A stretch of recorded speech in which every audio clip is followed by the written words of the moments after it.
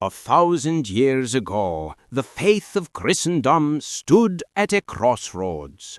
From the deserts of Arabia, Islam had risen and spread swiftly across the Middle East, North Africa, and into Spain. The once Christian lands of Jerusalem, Antioch, and Alexandria had fallen under Muslim rule.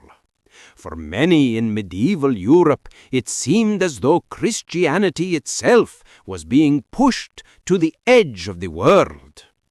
In the late 11th century, word spread that Christian pilgrims were being denied access to Jerusalem, the holiest city of their faith.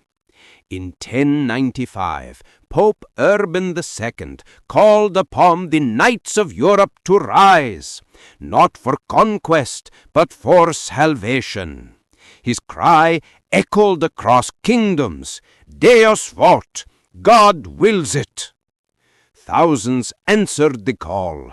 Peasants, nobles, and warriors left their homes and crossed mountains and seas toward the east.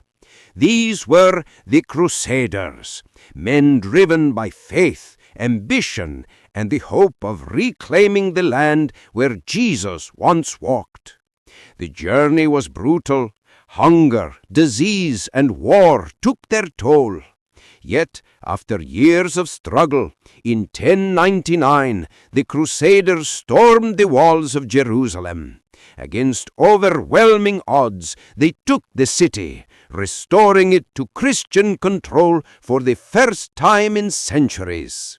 Bells rang across Europe. It was seen as a divine victory, proof that faith could triumph over fear.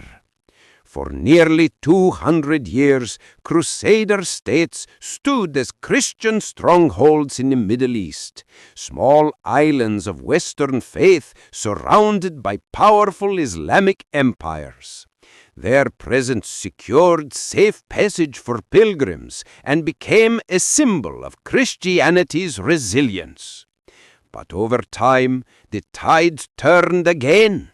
The Muslim leader Saladin united the Islamic world and reclaimed Jerusalem in 1187. Despite later crusades, the Christian foothold in the Holy Land eventually faded. But the legacy remained. The Crusades became a defining moment in history, a time when faith and survival intertwined. To many in medieval Christendom, the Crusaders